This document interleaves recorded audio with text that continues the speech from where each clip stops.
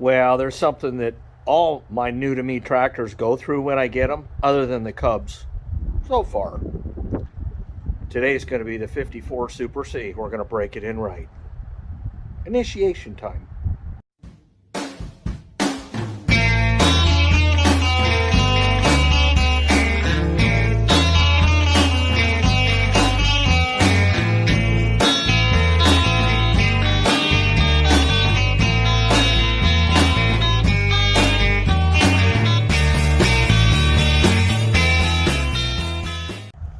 Well, just to catch you up a little bit, I bought this a couple of months ago and basically have done nothing to it.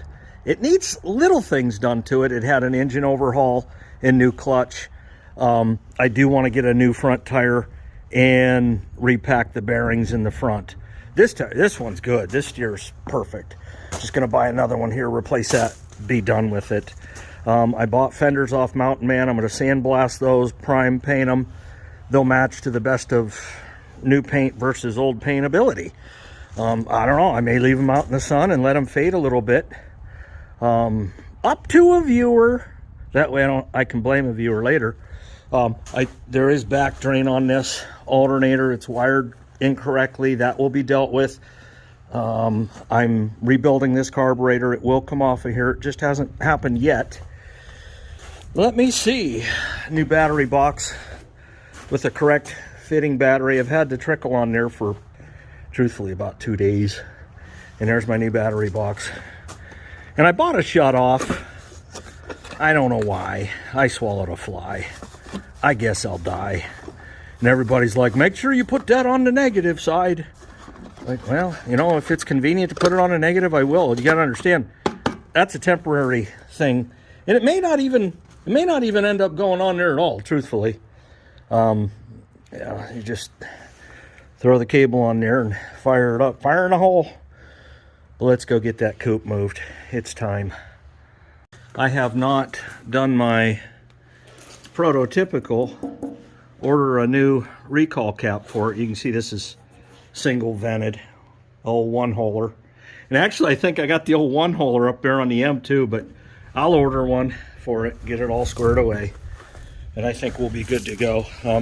My question is, after the rebuild, I know his son, he says there's about 3 hours on this brush hogging. After the rebuild, did he go back in and retorque the head bolts and do the valve lash? And I think Pete just did the valve lash on his, and I think it's 14 thousandths, but I got a book. I'm gonna have to look. All right, let's get these out of the way. You can lean on the M. It makes a good lean stand, lean to. Yep. Get this disconnect out. Throw it like that. Of course, I'll have to clear that out. It's been a while since, actually, it's been since I got the tractor. You can go there.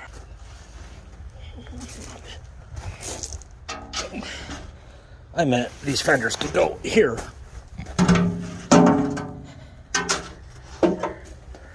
All right, should be clear. Backblast area clear. Leave a comment if you know what that's from. Very few of you will know. Oh, look, the useless shoe. Oh, and I'll have to pull the cubby out too. Try to get this unplugged. Well, some of you saw in the short that I uploaded last night, you look in the bowl there, and it's about a third empty. And I got my fuel gauge right here, dropped it down, pulled it out, very little on it, and to the tune of, I don't know, not even a fifth of a tank. But everybody's like, oh man, the one that says never leave your tank empty? Huh. Well, I'll tell you what, you almost got me there, cowboys. And there were more than one. But, like I said, I need to change this carb out, get it rebuilt. And I need to change this assembly out because both leak. So due to that fact, or facts, I left her empty. And you'll have that. You know, I mean, are there ever occasions where you're going to not put gas in a tank? Yes, when it's all going to run out. I should consider getting some gas here.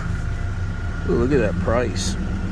Oh yeah, 5 gallons of non-eth, 24 bucks.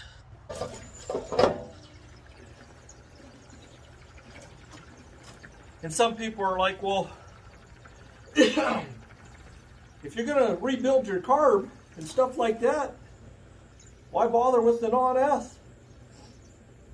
Habit.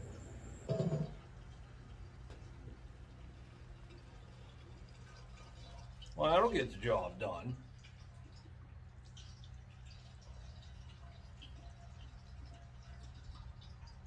Don't want to get too much out of the bottom in there because there'd be some water. Let's get the cub moved.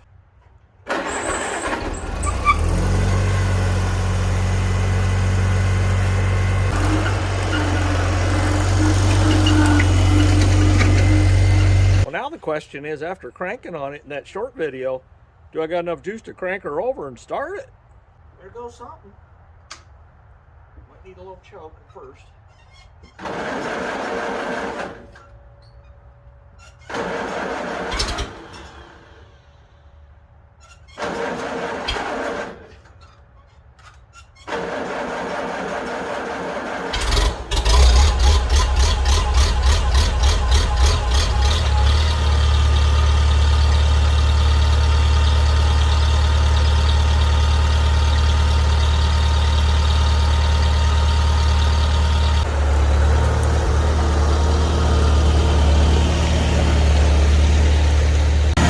Honestly, it doesn't run that bad for having a sticky float.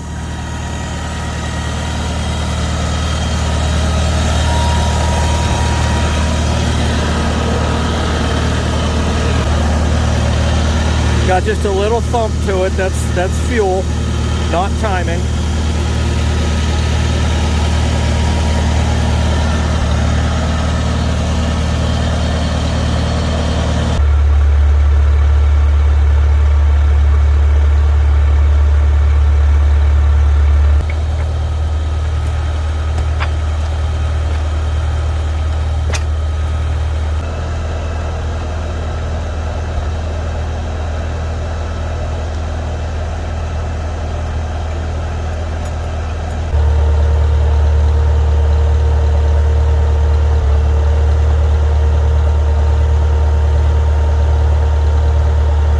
See it lifting that slow, probably a little low on 30 weight oil. Now, let me explain something. It is February, it's February 12th. Hey, it's my birthday. I almost forgot. Another trip around the sun, but you can see this chain's buried. No, here comes the Rugrats. I don't normally move this till April. I do a spring cleaning of the coop and this and that and the other thing. But there's so much manure and stuff in here and feed and whatnot. It doesn't freeze. This ground is not freezing. So every time I come in here and we're having a warm day like today, it doesn't look too bad in spots where the sun's hit it. But I'm sinking ankle deep in there. So I don't know.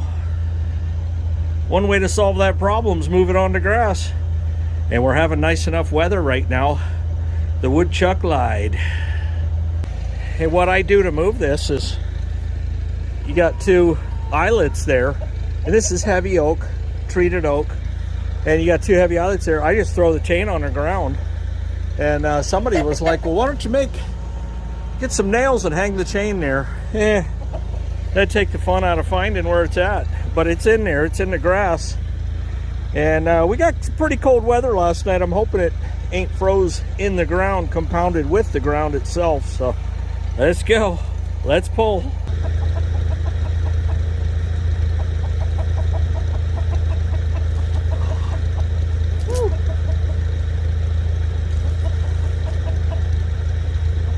I can get it hooked to the tractor, I'll be alright. Dynamite. It's in neutral, I might be able to push it.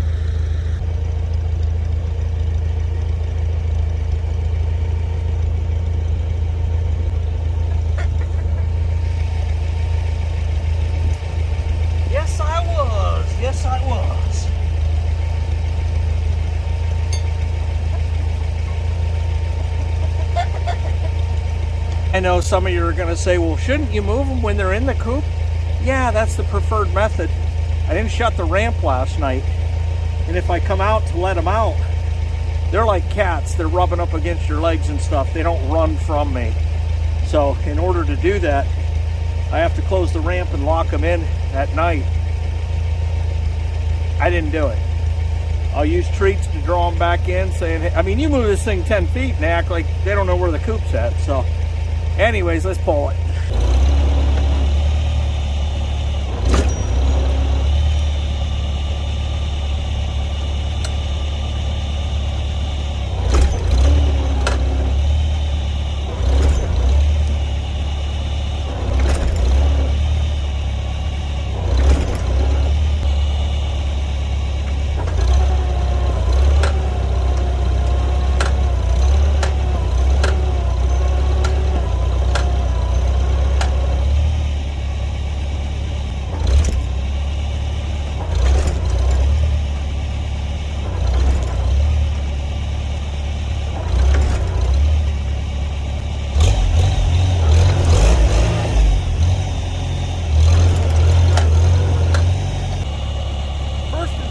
Didn't work.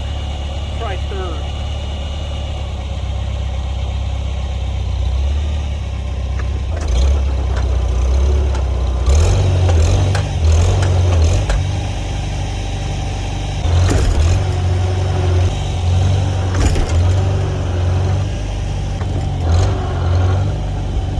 Well, I moved it.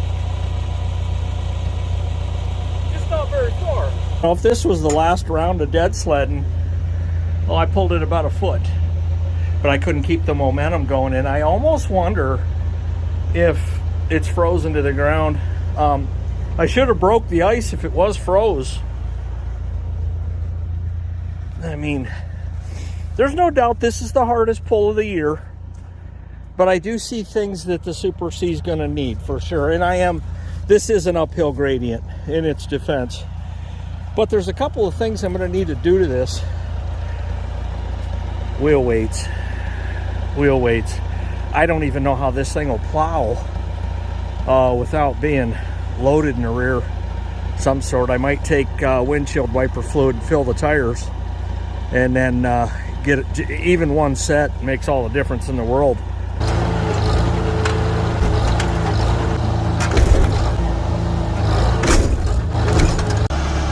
Oh, I mentioned the word plow. I couldn't take it anymore. Went and hooked the C20 up, and man, is she looking good. Oh yeah, not sure what happened there, but it happened. It's got matching coulters, you know, and it is admittingly free from paint. A lot of Zerks and stuff, and you know, here and there, and oh, this is gonna be a ball.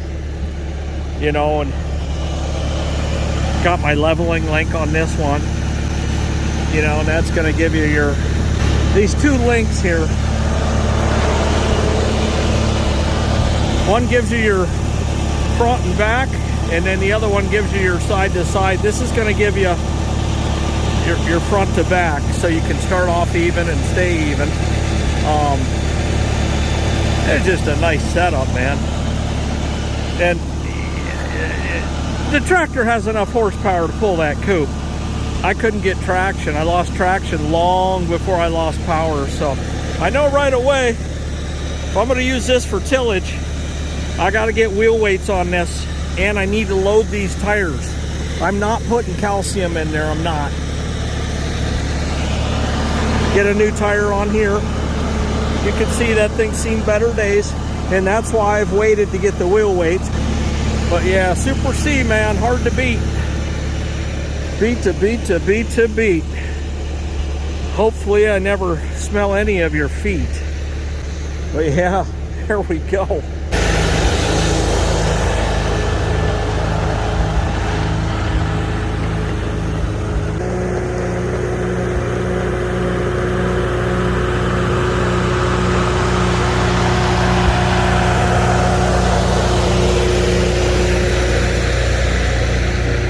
Just something silly like this just made my day. Made my birthday. Spring's a-coming. And I got another Super C that'll be discing. Well, that was a pretty good test. At least I know now what it needs for field work. He used it for brush hogging, which you don't need any wheel weight. You don't need any ballast really. So I got to get some fluid in them tires, one set of weights, fix this front tire, front steer, get a set of weights there. We're golden. Got another Super C going to be discing right behind the plowing. Probably the next day, let it dry out a little bit. Depends on how dry we are to start with.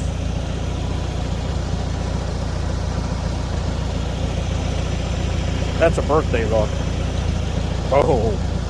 Now, when it comes to doing any kind of plowing with this is a 14-inch plow, 14-inch bottoms, I should say. You look at these, where they are on the axle. Dunk, dunk. Way, way, way too far out.